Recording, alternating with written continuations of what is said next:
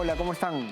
Hoy vamos a poner en contexto dos temas de la región muy importantes. El primero, el primer mensaje presidencial del presidente Javier Milei, del presidente de la Argentina, que dijo qué significan los gestos políticos, también, digamos, las medidas que ha planteado, hacia dónde va Argentina en este nuevo periodo. ¿Podrá Javier Milei cumplir con las promesas, digamos, y hacer las reformas que se ha propuesto para su país? Es un primer tema sumamente importante. Y el segundo tiene que ver con Joe Biden y Hunter Biden, su hijo, quienes están enfrentando cada vez procesos más agudos, más críticos a nivel judicial. La Cámara de Representantes norteamericana ha aprobado iniciar un juicio político en contra del presidente Joe Biden. Esto va a tener que pasar al Senado norteamericano, pero de todas maneras vamos a hablar de eso porque significa que todas las, digamos, indagaciones, investigaciones que se han venido haciendo sobre el presidente y su posible influencia cuando era vicepresidente Obama para tener beneficios económicos él y su familia, estarían llegando cada vez a información que lo comprometen mucho más. Para hablar de Javier Milei, tenemos con nosotros a dos invitados especiales. En primer lugar, Eloy Vera, desde Bahía Blanca. Eloy, ¿cómo estás? Muy bien, muchas gracias. Alberto Medina, desde Corrientes, Argentina también. Alberto, un gusto estar contigo. Gusto estar en contacto contigo, José. Un gran abrazo. Quiero que nos acompañen a ver las palabras del flamante ministro de Economía, porque Javier Milei ha planteado una serie de reformas en su candidatura, digamos, en el proceso electoral, y ahora ya ha planteado concretamente qué es lo que va a hacer. Y se encargó de decirlas, de enumerarlas, su ministro de Economía. Escuchamos juntos las palabras de él. 1. No se renuevan los contratos laborales del Estado que tengan menos de un año de vigencia. Una práctica habitual en la política, esta de incorporar miles de familiares y amigos antes de un cambio de gobierno para mantener sus privilegios.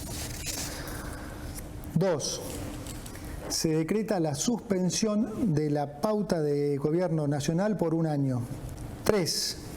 Conforme la ley de ministerios decretada por el presidente, los ministerios se reducirán de 18 a 9 y las secretarías de 106 a 54. 4.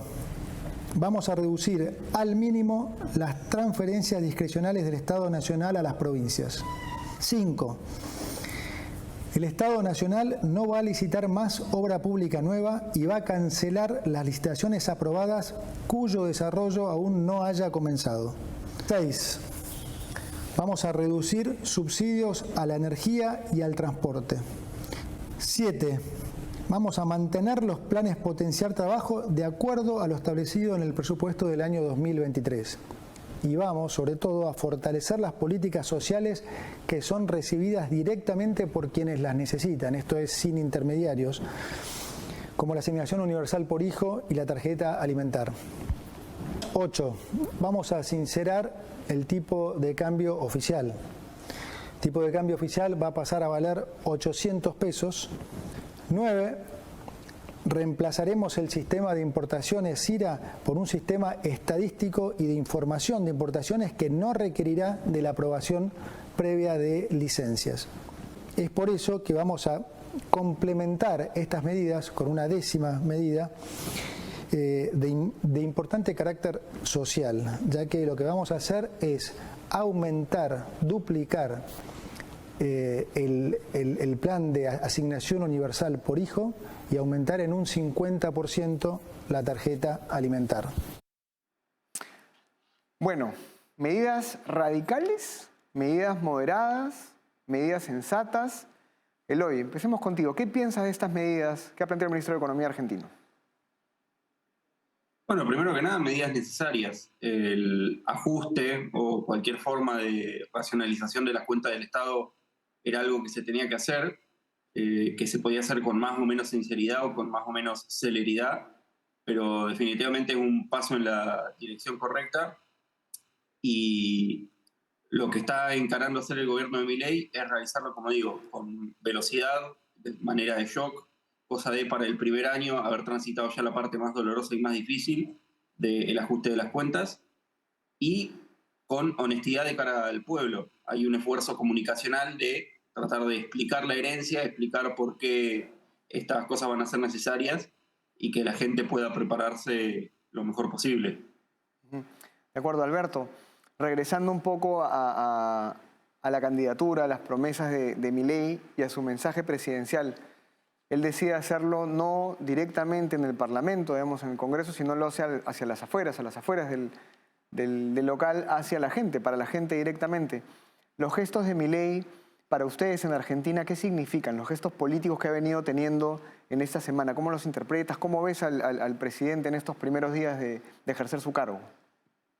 Bueno, lo primero que habrá que decir es que este paquete de medidas que se lanzó todavía es una parte de un arsenal que seguramente se va a poner arriba de la mesa durante varias semanas y probablemente en los próximos meses. En segundo lugar, que aparece un Javier Milei muy pragmático, ¿no? Sin un gabinete liberal purista, y seguramente muchos de los amigos con los que compartimos estas ideas pueden estar un poco incómodos con la aparición de algunos personajes, pero demuestra un pragmatismo muy interesante para plantearlo en términos de su visión de la política, esto que parecía ser una debilidad propia y que se empieza a convertir en una fortaleza, la posibilidad de combinar actores que le permitan llevar adelante su plan de trabajo. Y en ese sentido me parece que es muy auspicioso, porque muestra a un Javier Milei que es capaz de administrar poder desde el día 1, poniendo arriba de la mesa no solamente alternativas políticas, sino también una serie de medidas que van a ir siendo secuencialmente relevantes. Estas que mencionaste recién, que aparecieron, son una parte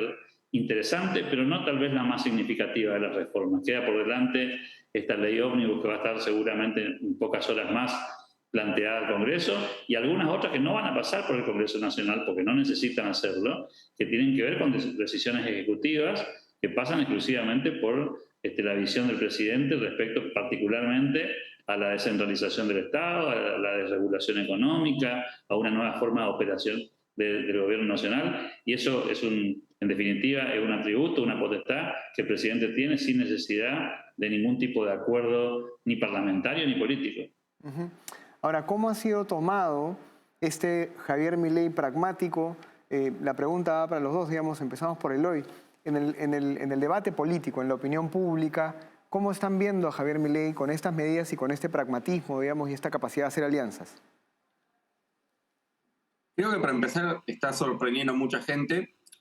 Por ejemplo, en la manera en que ha logrado posicionar a gente de él en los puestos clave en ambas cámaras del Congreso. Creo que la gran ventaja de Milei a lo largo de este tiempo ha sido ser subestimado por la política tradicional, una ventaja con la que aparentemente sigue contando por ahora. Vamos a ver por cuánto tiempo se lo sigue subestimando. Y además creo que la gente común, su electorado o sea, su base, los que lo votaron en las primarias y en las generales, y su electorado ampliado, los que lo votaron en la segunda vuelta, le tiene mucha más paciencia y mucho más comprensión a su mensaje de lo que se piensa. Está esta idea de como que Milei tiene una paciencia social muy limitada, de que la gente en cualquier momento se le puede volver en contra, y yo creo que por cuestiones de cómo comunica él, por el clima social, porque todavía está muy fresca la memoria del gobierno que se fue hace 4 días, todavía hay mucha comprensión de que puede, digamos, cambiar o alterar el rumbo a corto plazo sin desviarse de cuáles son los objetivos de largo plazo o de las ideas que en el fondo prometió. Sobre todo si a cada mensaje de ajuste que, digamos, podría afectar a la gente común lo acompañe con mensajes de sensibilidad, como lo de aumentar ciertas partidas del gasto social, o mensajes de la política también se está ajustando. Nos vamos a bajar los sueldos, vamos a reducir el número de ministerios y cargos políticos, etc. Y por eso creo que es clave que todo esto se haga tan pronto como sea posible y que se aprovechen los famosos primeros 100 días antes de que esa paciencia ya sí empiece a ser más limitada. De acuerdo. Ahora, Alberto, tú mencionaste algo importante, que era este pragmatismo de Milei, y Eloy confirma esto, ha sorprendido un poco a la opinión pública. Pareciera que evidentemente a la izquierda le va a convenir, ¿no? Y lo dicen mucho, además aquí también en Perú, no, Milei no va a tener mucho tiempo, yo no sé cuánto dure, etcétera, etcétera. ¿Es así? A ver, aquí hay que entender para poder darle contexto a esto que estamos conversando, que Milei llega a esta instancia política ganando una segunda vuelta electoral con una fuerza propia que no superó el 30%, ni en la primaria ni en la elección general, pero que obtiene un 56% cuando ya entramos en la instancia de balotaje. Sí que tiene una legitimidad muy potente, por un lado, y por otro lado, su discurso de campaña es inusual en la política, porque él anticipó malas noticias, anticipó dificultades desde el día 1 y particularmente le dijo a la sociedad que la vamos a pasar muy mal para poder corregir todos los problemas económicos y estructurales que tiene Argentina. Con lo cual me parece que llega con una ventaja muy grande. La gente no votó un liberalismo como nos encantaría a nosotros decir, no votó necesariamente una propuesta 100% de las características con las que nos sentimos más afines, pero sí votó una propuesta de sacrificio, de esfuerzo, de tropiezos, de inconvenientes en el corto plazo. Es decir, la gente es consciente de las dificultades y vos vas a escuchar mucho, inclusive en televisión en estas horas, inclusive aquellos que quieren promover el caos, de personas que dicen, no, yo sé que vamos a pasar mal, pero a usted no le va mal, le preguntan los periodistas, y la gente contesta, sí, me va mal y me va a ir mal, pero esto es necesario hacer.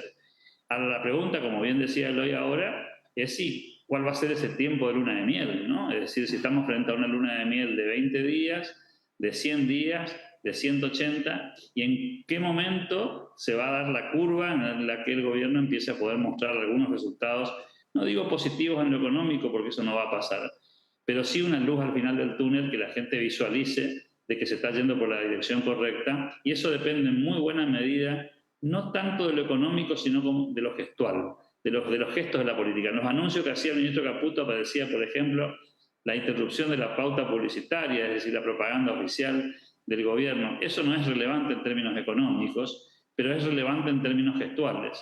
Demuestra que el Estado está dispuesto a no pagar para ser adulado. Y eso es un gesto que la sociedad ve con muy buenos ojos. Eso en las redes sociales hoy se está viendo con mucha contundencia. Es evidente que la sociedad está de acuerdo en que no haya privilegiados que reciban dinero por no hacer demasiado. Interesante que haya sabido recoger esa indignación pública, popular, o las varias indignaciones que hay en Argentina y que las esté manejando inteligentemente a nivel comunicacional. Pregunta más técnica, Eloy, antes de la pausa. Estas medidas que está tomando o las que podría tomar, entiendo yo, cuéntanos, está tratando de saltarse un poco todavía a la parte legislativa. Está haciendo lo que puede sin necesidad del Congreso. Bueno, el de la Cámara de Diputados y la Cámara de Senadores. Como dijo Alberto, gran parte de esto responde a cuestiones que tienen que ver con el Estado administrativo, con cosas que el Poder Ejecutivo puede decidir en cuanto a cómo se organiza a sí mismo y cómo se relaciona con los ciudadanos. Se prevé para el lunes, por ejemplo, un decreto de 300 páginas preparado por Fundación Libertad, si no me equivoco, desregulando distintas cuestiones que, como digo, dependen del Ejecutivo.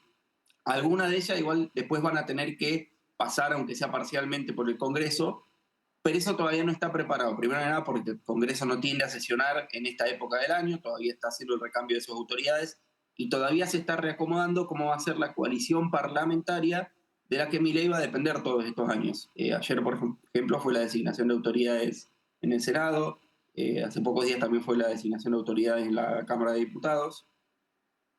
Eso todavía está por verse y todavía no está muy claro para qué cosas va a tener apoyo de quiénes. Yo, de nuevo, soy relativamente optimista en eso, por lo menos pienso que no va a tener tanta oposición o que no la va a tener tan cuesta arriba como la gente piensa. No significa que no la vaya a tener cuesta arriba, sino que no es tan ingenuo como piensa, no es más o menos como Bruto en la leyenda de la Fundación de Troya, el que fingía ser discapacitado para que lo subestimen y justamente por eso tenía tanta capacidad de maniobra. Ahora bien, sí, por ahora se está concentrado en las cosas que puede hacer desde el medio de la gente, que es como presidente de la nación. De acuerdo.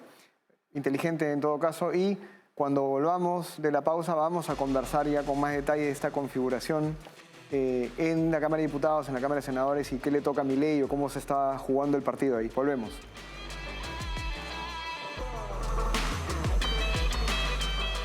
Gracias por estar con nosotros. Volvemos a poner en contexto los primeros días del presidente Javier Milei en Argentina.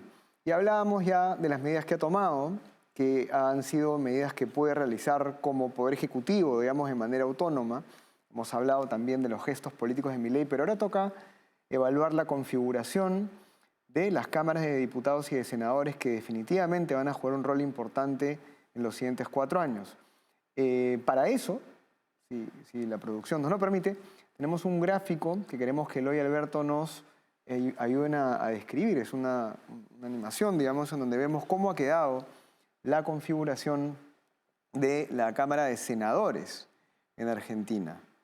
Y ya está. Acá podemos ver, digamos, que no es la mayoría absoluta, pero la primera mayoría parlamentaria es el grupo de Unión por la Patria, que es el exoficialismo, digamos, de Fernández y de Massa y el peronismo. Y luego ya los grupos están absolutamente dispersos. Eloy, explícanos un poco este panorama, esta imagen.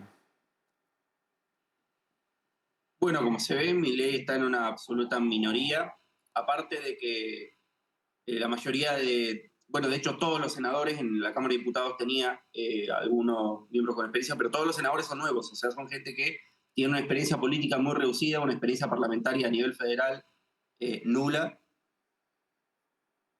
Lo que sí logró, porque Argentina es un país hiperpresidencialista, hay una tradición de que al oficialismo, al Poder Ejecutivo, se le cede el control de la presidencia de ambas cámaras. Es decir, Milei tiene obviamente a la vicepresidenta, que es presidenta del Senado, pero también al presidente provisional, que sería el vice del Senado. Esto para que toda la línea de sucesión se mantenga dentro del partido oficialista, y eso le da cierto control sobre la agenda parlamentaria. Ayer hubo un par de maniobras, por lo que además se aseguró el control de un par de las comisiones más importantes, y el peronismo, aunque tiene el bloque más grande, no tiene quórum, es decir, ellos solos no pueden sesionar, eso significa que no pueden imponer decisiones, y Milei va a contar con los aliados, por lo menos de los 3 bloques que se ven ahí, que son los de Juntos por el Cambio, que se supone que serían más afines a negociar con él. Esto es muy importante porque, por ejemplo, el peronismo por primera vez en 40 años no sería capaz de designar jueces por su parte, o votar las cosas que tienen que ver con la distribución entre las provincias de fondos, lo cual es uno de los mayores huecos, digamos, en las cuentas del Estado. Es decir, aunque todavía Milei no tiene asegurado el control absoluto o la capacidad de pasar sus reformas por el Senado, sí que tiene asegurado que tampoco le van a poder imponer cosas por ese lado. Interesante. Alberto, ¿tú qué opinas de esta configuración en la Cámara de Senadores? ¿Cómo ves la situación? Yo creo que hay 2 temas interesantes para analizar ahí. Por un lado, me parece que venimos de un paradigma que ya se rompió. Es decir, esta imagen que bien mostraban ahí obedece a una lógica, a mi juicio, ya vetusta, que tiene que ver con que los bloques son partidarios. Los senadores en particular son, en definitiva, de las provincias. Argentina tiene 24 distritos que eligen 2 senadores por la mayoría y 1 por la minoría, y ese bloque que vemos ahí de Unión por la Patria, muchos de esos senadores pertenecen a provincias gobernadas por el peronismo y que van a tener que sentarse en la mesa de negociación a resolver problemas de la cotidianeidad de las provincias. Con lo cual yo no me animaría a decir que ese bloque de 33 va a funcionar tan orgánicamente cuando haya que votar ley por ley, porque muchas de esas leyes necesitan que las provincias también tengan resuelto algunas cuestiones de lo cotidiano, y eso va a requerir apoyos. Me imagino un escenario en el que no van a votar con esta fisonomía que estamos viendo, sino muy por el contrario, vamos a ver abstenciones, vamos a ver ausencias, vamos a terminar viendo bloques partidos, inclusive del lado de la oposición y del oficialismo. También eso que vemos pintado allí de algunos colores como que pertenecían a un solo partido no van a funcionar orgánicamente de ese modo. La Unión Cívica Radical hoy tiene una interna feroz,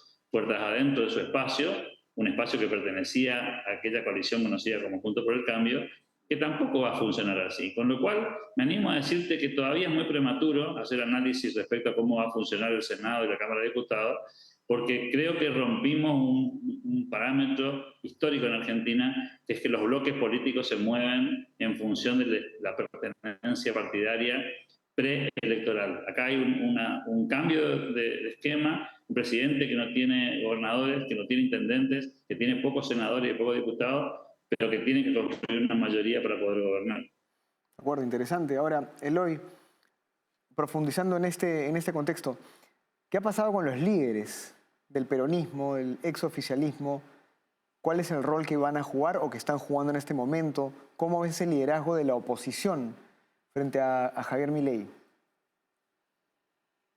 Todavía no estamos muy seguros de quiénes van a ser los futuros líderes del peronismo. Por el momento, Cristina Kirchner sigue teniendo ese rol residual. Como la figura de Massa se vio desplazada por la derrota, ella sigue teniendo una influencia tremenda sobre un cierto bloque que sí es ideológico dentro de Unión por la Patria, que como dice Alberto, no son los 33 senadores, pero está bajo amenaza, primero que nada por el único gobernador fuerte que le quedó a la oposición, al peronismo, que es el gobernador de Buenos Aires, Axel Kicillof, que tiene un proyecto presidencial para 2027 y que se quiere diferenciar de Milei y tener una política autónoma, con respecto a Cristina también, pero además porque, como dice Alberto, dentro de su propio bloque hay gente con sus propios intereses, hay liderazgos que son provinciales. En el fondo el peronismo no es tanto una coalición ideológica como un pacto de oligarquías parasitarias de distintas provincias que lo que buscan es perpetuarse en el poder. Por ejemplo, vimos lo que pasó ayer en el Senado, que es que Milei había querido designar como vicepresidente del Senado, presidente provisional, a uno de los nuevos senadores que entró por él, Paul Troni, y una facción del peronismo pactó con la Libertad Avanza para que sea otro. ¿Por qué? Porque Paul Troni pertenece a una provincia que es básicamente, para resumir, la Corea del Norte de Argentina, que se llama Formosa, donde nunca antes había ganado una opción no peronista, y por primera vez el gobernador de esa provincia se siente amenazado por la transversalidad del fenómeno Milei, porque Milei saca números inusitados en lugares donde el peronismo siempre se sintió seguro con números como el 70, el 80%. Esta cuestión de que Milei tenga un apoyo en todas las clases sociales, en todas las regiones geográficas, implica que tiene un poder de negociación que, por ejemplo, Juntos por el Cambio nunca tuvo, porque había gobernadores, intendentes, líderes sociales que sabían, mi base ellos nunca me la van a tocar, porque no tienen esa sensibilidad. Milei, en cambio, parece que es una amenaza por igual para todos. Muy interesante. Ese arraigo popular y, digamos, territorial, ¿no? que nunca se ha visto y creo que es un activo muy importante para Javier Milei. Vamos a hablar de la derecha, Alberto. La derecha, la centro-derecha, digamos, Macri y los proyectos que están alrededor de Milei y que deberían apoyarlo. ¿Cómo ves tú estas alianzas o configuraciones políticas de los que deberían ser los amigos, digamos, del nuevo gobierno y de sus reformas? En política siempre hay sectores, pero también siempre hay intereses. Y hay que entender cómo votó la sociedad argentina, que votó básicamente en contra de una gestión de gobierno que fracasó en términos económicos y políticos, y se construyó una suerte de nueva coalición que todavía no tiene bordes, ¿no? Que todavía no está delimitada, porque en aquel espacio de Juntos por el Cambio se trasladó todo el voto a Javier Milei, pero no se trasladó todos los liderazgos ni la dirigencia.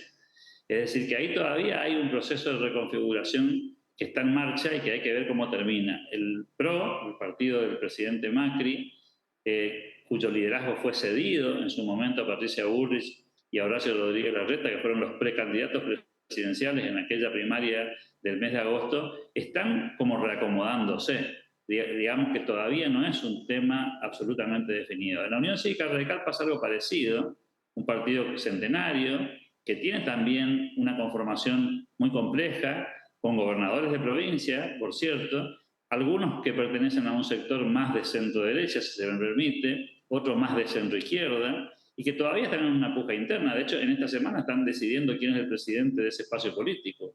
Con lo cual, me parece que estamos todavía en pañales en este proceso político argentino. Hay que tomarse el tiempo y me parece que en ese sentido el presidente Milei está entendiendo muy bien el timing de la política, el timing del Parlamento, que no tiene ninguna obligación de sesionar en estas horas, salvo que el presidente convoca extraordinarias.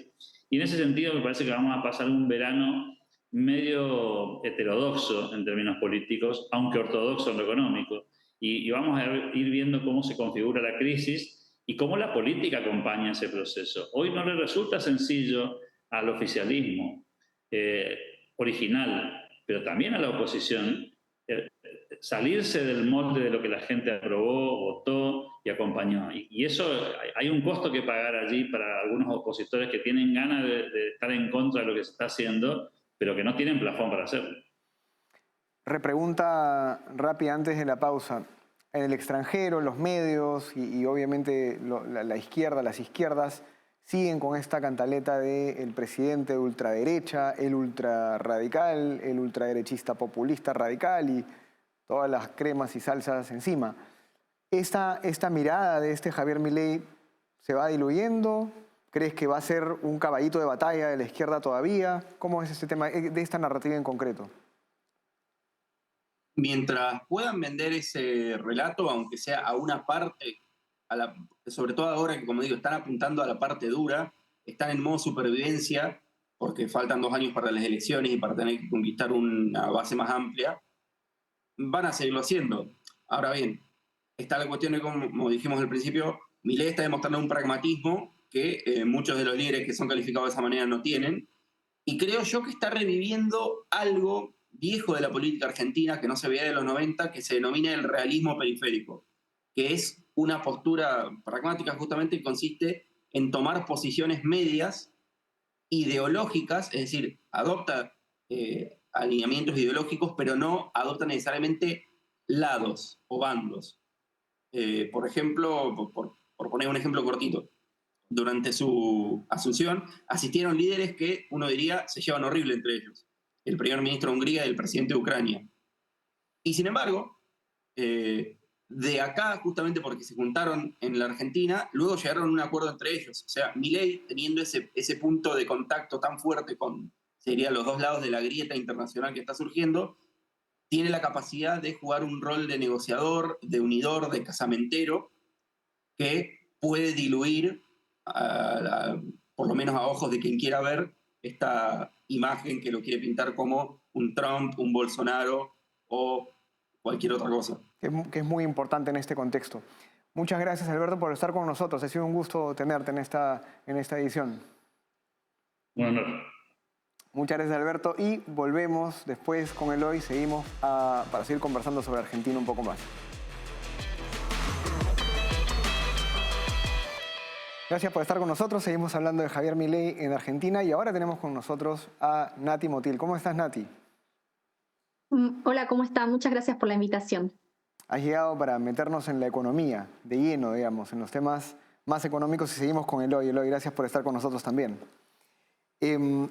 Hablando ya de las medidas de Caputo, ¿qué significado tienen y qué impacto pueden tener en el corto plazo? Pensando en la popularidad, que es lo que hablábamos en el bloque anterior, la popularidad, la estabilidad de Javier Milei como presidente. Bueno, la realidad es que las medidas que se anunciaron hasta ahora fueron unas medidas de emergencia para poder solucionar un problema que es la hiperinflación. Javier Milei, y los datos lo corroboran, porque si nosotros miramos en la velocidad de circulación del dinero, un proxy puede llegar a ser la cantidad de días que nosotros guardamos nuestros pesos en nuestros bolsillos. Estos se han reducido de 30 días en un promedio hace 6 años a 14 días. Para que nos demos una idea, la última hiperinflación de la Argentina del 89, la cantidad de días que nosotros manteníamos bolsillos era justamente de 7. Así que es cierto que estábamos al borde de lo que es una hiperinflación y de hecho tuvimos una fuerte aceleración de los precios durante el último semestre del año. Este año vamos a terminar con una inflación anual de 3 dígitos muy cercana al 200% anual en uno de los mejores escenarios. Lamentablemente la Argentina estaba ante la puerta de lo que son una hiperinflación y para eso se tomaron una serie de medidas que todavía no son el plan de estabilización de este actual del gobierno, pero son unas medidas de emergencia por lo menos para frenar la hiperinflación. ¿Cuáles eran estas medidas? Bueno, básicamente están destinadas a reducir lo que es el déficit fiscal. ¿Por qué? A ver, el déficit fiscal es, bueno, el Estado gasta más de lo que le ingresa. A diferencia de alguien particular, cualquiera de nosotros, si nosotros en un mes gastamos más de lo que es nuestro sueldo, bueno, al siguiente mes ya está, reducimos los gastos o tratamos de conseguir algún que otro laburo para que nuestros ingresos aumenten. Sin embargo, el Estado tiene otras fuentes de financiamiento, que es subir impuestos, endeudarse o, por ejemplo, emitir.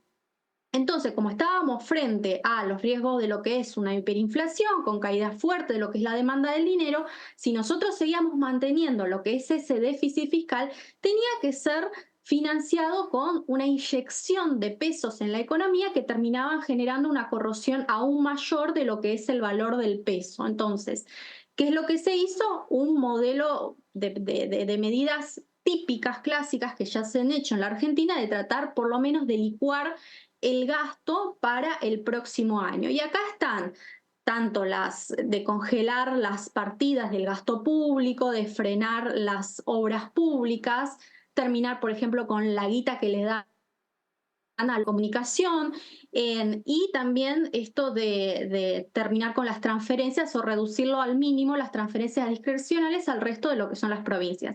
También esto conlleva una corrección de las variables macroeconómicas que venían súper atrasadas, unas desregulaciones de la economía, terminamos con los controles de precios, y eso tiene un impacto negativo sobre el bolsillo del asalariado, un asalariado que viene bastante vapuleado durante el último año, ya que tuvieron una corrosión de alrededor de 9 puntos porcentuales su poder adquisitivo, y si nosotros le sumamos la inflación que se viene en los próximos 2 meses, fruto de esta devaluación, ya estamos hablando de una caída muy importante, pero que era necesaria claramente para poder frenar este riesgo tan enorme de lo que era una hiperinflación, que estábamos al borde de esta megacrisis. Exacto, y digamos, poca liquidez, poca capacidad adquisitiva, una moneda devaluada, y ahora empiezas a pegarle, entre comillas, a sindicatos, actores y grupos que están vinculados a la burocracia del Estado. Eloy, en Argentina son muy fuertes los sindicatos de sectores económicos.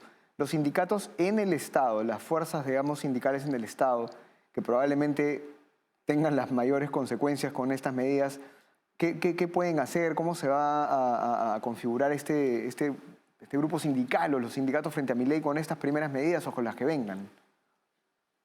Lo primero que pueden hacer es intentar paralizar el gobierno desde adentro, simplemente no trabajando o ejecutando tareas de una forma de mala fe, digamos. Por ejemplo, es anecdótico, ¿no? Pero el otro día, cuando Milei anunció la reducción de ministerios, misteriosamente se cayó un ascensor en el Ministerio de Desarrollo Social, creo, y se incendió el Ministerio de Trabajo.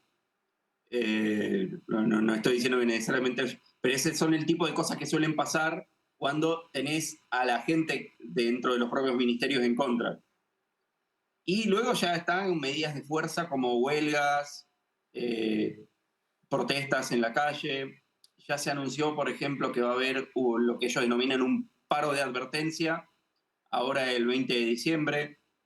Ese es el tipo de cosas que podemos esperar. Cosas suaves, digamos, para paralizar el gobierno con cierto nivel de negabilidad por parte de los propios sindicatos, y ya cuestiones más a choque, que creo que se lo van a guardar para un momento que vean la oportunidad. Ahora, entrando en las consecuencias en el mercado económico, en el sector privado, Nati, estas reformas del Estado, digamos, balancear de nuevo la caja y manejar mejor el déficit fiscal, ¿cómo va a presionar al sector privado? ¿Qué puede pasar ya en la inversión privada, en las empresas en Argentina? Bueno, claramente que esto va a depender de lo que del plan de estabilización que se lleve adelante, que todavía no lo presentaron, y es crucial que lo hagan rápido y que sea consistente en el tiempo. ¿Qué digo del plan de estabilización y cuál es la diferencia con lo que están haciendo ahora? Decir, bueno, estos son los pasos que la Argentina va a seguir en los próximos años. Bueno, tenemos un Estado reducido. Perfecto. ¿Hacia qué sectores va a estar dirigido? ¿Qué es lo que va a terminar haciendo? Bueno, ¿cómo hacemos para reemplazar la obra pública por la obra privada? ¿Qué impuestos se van a bajar? ¿Qué regulaciones se van a bajar? Una vez que se presente ese plan, si llega a ser aprobado, digamos, será el anillo de oro del actual gobierno, porque ahí es cuando van a empezar las inversiones a moverse dentro de la Argentina, van a entrar capitales del resto del mundo. Ahora lo que vemos nosotros en el mercado de acciones, en el mercado de confianza. El mercado le está diciendo a la Argentina, este nuevo gobierno entrante, está bien, entendiste cuál es el problema de la Argentina y estás por lo menos encarando ciertas medidas para poder llevar la estabilización. Pero no nos quedamos con esto, todavía nos falta más. De hecho, las acciones estuvieron bastante volátiles en los últimos días. Vos ves que hay cierta, ¿no? Se guardan un poco para lo que va a venir para adelante. Entonces, no está todavía, no es una victoria cantada y estas medidas no son nada comparado con lo que la Argentina necesita llevar adelante para los próximos meses. Y ese va a ser el gran desafío del gobierno, porque de hecho tiene que negociar. Ahora está la parte más económica, pero en los próximos días va a tener que negociar dentro del Congreso todas las reformas impositivas de baja de regulación del mercado laboral.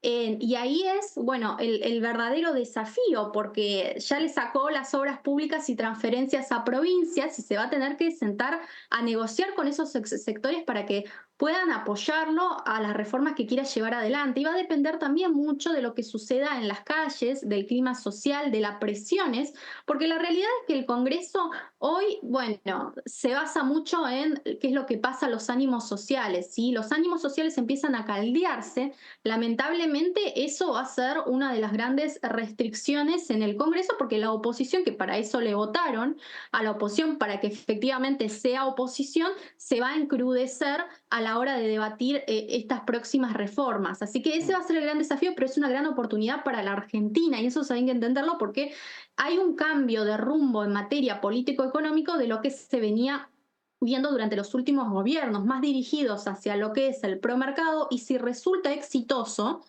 es extraordinario porque entrarían no solamente inversiones para lo que es el 2025-2026, que impulsarían ese crecimiento económico sostenido que está buscando hoy este actual gobierno. Pero ojo, el 2024 va a ser un año muy complicado. Primero porque se tienen que debatir las series de reformas, tienen que aprobarse, y además porque este tipo de políticas que están llevando adelante de tratar de contener la inflación, lamentablemente va a tener un impacto negativo sobre la que es la actividad económica.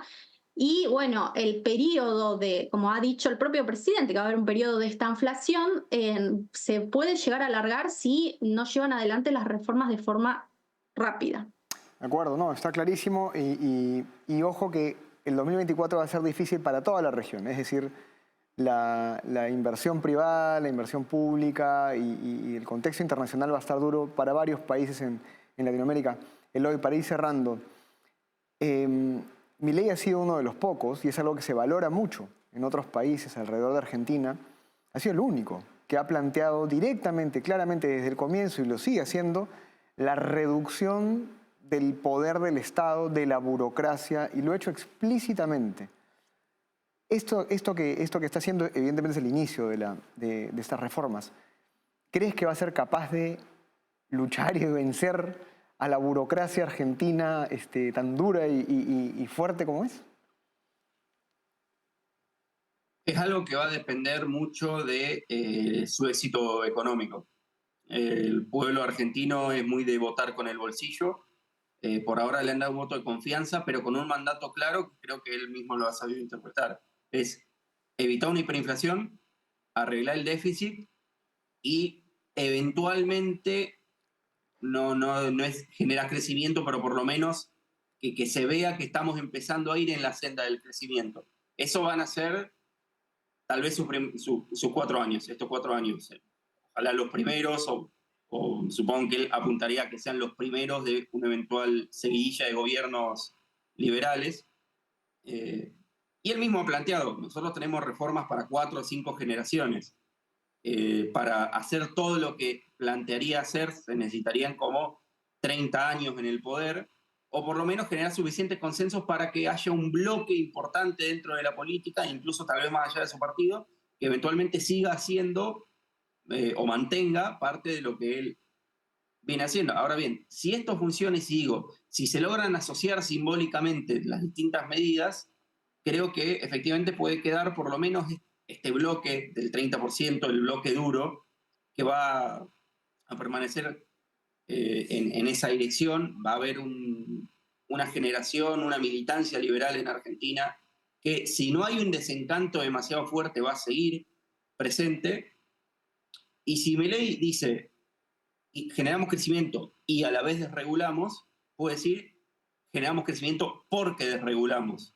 Ergo, Claro. cualquier gobierno que lo quiera seguir generando crecimiento, tiene que desregular también. Sí, no, y de todas maneras queda clarísimo que el gobierno de Javier Milei va a ser impactante en la región en cuanto al éxito que tenga o que no tenga. Gracias, Nati, por estar con nosotros. Gracias a ustedes. Gracias, Eloy, también por estar con nosotros. Cuídense mucho. Gracias, José. Volvemos después de la pausa para seguir en contexto.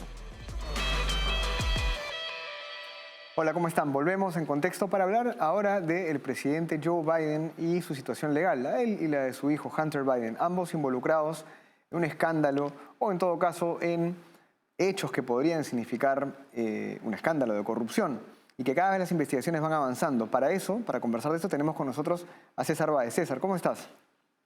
Hola, ¿qué tal? Siempre es un gusto estar por acá conversando. Gracias por acoger nuestra invitación. Cuéntanos, ¿qué ha pasado con el presidente Joe Biden y este proceso de investigación en el que está? Cuéntanos tú desde Washington.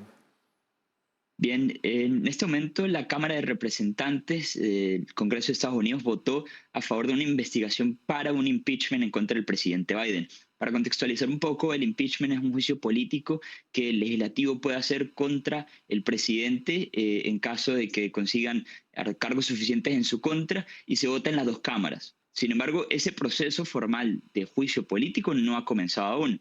Los republicanos, que tienen control de la Cámara de Representantes y de 3 comités de esta Cámara, acaban de hacer una votación para solicitar una investigación previa al impeachment. Esto lo que les permite no es juzgar al presidente, sino más bien continuar recabando pruebas, sobre todo a través de tribunales, a través de jueces, y tener un poco más de fuerza para poder conseguir pruebas, testimonios y cualquier indicio que les permita formalizar en el futuro una demanda de juicio político formal. Pero para que esto ocurra, primero tiene que ocurrir esta fase. Si encuentran pruebas suficientes, formulan cargos, que eso no ha ocurrido todavía, y hacen una votación en la Cámara de Representantes, luego en el Senado, y si las dos cámaras están de acuerdo y en el Senado con 2/3, el presidente es destituido. Ese es el proceso que ellos en este momento están intentando comenzar. De acuerdo, muy claro. Ahora, para que se haya aprobado el inicio de esta investigación, digamos, preparatoria o previa a un potencial juicio político, ¿es porque se han encontrado más evidencias? ¿Es porque las investigaciones han avanzado más? Cuéntanos ya de los problemas en los que está metido Biden en este tema. Por ahora las acusaciones grandes contra Joe Biden son 2. Y lo que cubre todo este proceso es el hecho de que Biden, cuando era vicepresidente durante la administración de Obama, ha utilizado parte de su poder y su influencia para beneficiarse tanto él como su hijo Hunter Biden, que es la figura clave en todo este proceso. Hunter en este momento está siendo procesado por otros delitos no relacionados realmente a este impeachment, pero se dice que Biden, siendo vicepresidente, ejerció presión sobre el gobierno de Ucrania para destituir a un fiscal que supuestamente estaba realizando una investigación anticorrupción contra una empresa de la cual se beneficiaba Hunter Biden, pues era parte de la directiva. Esta es una acusación que aún no ha conseguido pruebas formales para llegar al impeachment, pero sin duda alguna es algo que ha llamado mucho la atención en los últimos meses. Además de ello, sí han habido algunas conversaciones en las que Hunter Biden se ha demostrado de querer vender hacia personas con las que hizo negocios en China, con algunas empresas en ese país, de vender una especie de ilusión de acceso al vicepresidente al ser su padre y que de alguna manera esta posición le haya ayudado a establecerse de una manera fuerte en negociaciones comerciales de las cuales obtuvo beneficios. Esos son los 2 casos por los cuales en este momento la Cámara de Representantes está intentando conseguir más pruebas para formular cargos contra el presidente. Clarísimo también. Ahora, la Casa Blanca, evidentemente las pruebas, la información y mucha de la evidencia está en manos de los mismos que hoy gobiernan Estados Unidos. ¿Cuál crees tú que va a ser la posibilidad de que estas investigaciones sigan adelante si es que, digamos, el acusado, entre comillas, es parte de los que tienen la información necesaria para esa investigación? Sí, hasta ahora los republicanos en el Congreso han sido muy enfáticos en que no han sentido una colaboración por parte de Biden, por parte de la Casa Blanca en recoger pruebas y pues, poder desarrollar esta investigación como ellos quieren. pero también esto se da en el marco de la batalla política previa a las elecciones de 2024. También se da como una especie de retribución por el juicio que en este momento está enfrentando Donald Trump en varios estados, incluso a nivel federal. Entonces hay un poco de juego político que en realidad mancha el curso de esta investigación, mancha también el curso del proceso, pero es cierto que tanto republicanos como demócratas están intentando de alguna manera hacerse daño en el campo electoral a través de este tipo de procesos y realmente es muy poco probable que pueda prosperar este juicio político, puesto que necesita en todo caso ser aprobado por la Cámara de Representantes, donde la mayoría es republicana, pero también por 2/3 del Senado, donde la mayoría es demócrata, y realmente es muy, muy poco probable que algo así ocurra. De hecho, en la historia de Estados Unidos ningún presidente ha sido formalmente destituido por impeachment. Se ha intentado 4, contra Andrew Jackson, Bill Clinton, Richard Nixon, y no prosperó porque Nixon renunció antes, y contra Donald Trump, pero tampoco prosperó al final. De acuerdo. Ahora, poniendo en contexto a Trump y a Biden, efectivamente tienes razón, todo el ruido político y esta especie de batalla política enrarece la parte legal técnica, pero comparemos los dos casos, digamos. ¿De qué se le acusa a uno al otro? ¿Cuál es más grave? Bien, sin duda alguna las acusaciones más graves son contra Donald Trump, porque esto ya son acusaciones de carácter penal por delitos relacionados a entorpecer el resultado de las elecciones y el traspaso de poder durante su administración y luego hacia la administración de Biden. Y las acusaciones contra Biden no necesariamente representan delitos graves ni delitos federales hasta el momento, con las pruebas que se tienen a la mano. Sin embargo, Trump ya está en una etapa muchísimo más avanzada de este proceso, y la diferencia clave es que el proceso contra Biden es un juicio político, no necesariamente es un juicio legal, en el sentido de que no pasa por las manos de un juez nada de lo relacionado a la decisión. En cambio, el juicio en el que está Trump es completamente legal. Y a pesar de que se han acusado a los distintos personas que están inmiscuidas en este caso de darle un tinte político, lo cierto es que son más legales los problemas que enfrenta Trump que los que enfrenta Biden. Ahora, sin embargo, otra vez poniendo en contexto el tema, en el caso de Joe Biden se habla de corrupción, de tráfico de influencias, finalmente, porque eso es de lo que se habla, sin la cantidad de pruebas suficientes aún. Pero en el caso de Trump, ¿no es acaso también algo más político acusarlo de ciertas interferencias ojo, con evidencia supuestamente que también han sido de alguna forma manipuladas? O sea, ¿no se ha politizado también el tema de Donald Trump? Sí, es político por su naturaleza. Donald Trump fue presidente y en este momento es la persona con más apoyo para obtener la nominación del Partido Republicano para las próximas elecciones presidenciales. Entonces, claro, simplemente acusarlo ya hace que todo gire dentro del terreno político. Sin embargo, pues lo que se está buscando, las evidencias que se presentan en esos casos, son, por ejemplo, llamadas, conversaciones donde Trump presiona a funcionarios, por ejemplo, en el estado de Georgia, según lo que él dice, conseguir votos que le faltaban. Conseguir votos puede significar reconteo, puede significar trampa, puede significar cualquier cosa. Eso es lo que están determinando los tribunales, pero sin duda alguna que los dos tienen un tinte político bastante marcado, y creo que lo realmente relevante es que van a influir en las elecciones de 2024. Sea cual sea el resultado de estos procesos, los candidatos se están viendo afectados, bien positivo o negativamente, pero hay un claro impacto político en el ámbito electoral de parte de estos dos procesos. No, tienes mucha razón. Dos potenciales candidatos sumergidos en procesos políticos o legales y acusaciones, en medio además de un contexto internacional bastante crítico, de debilidades y alianzas y conflictos internacionales. Entonces, claro, definitivamente esto no ayuda a la estabilidad o a la claridad en una siguiente candidatura o proceso electoral. Muchas gracias, César, por tus comentarios. No, siempre es un gusto poder estar por acá. Muchas gracias a ustedes. Gracias. Volvemos con el último bloque de En Contexto.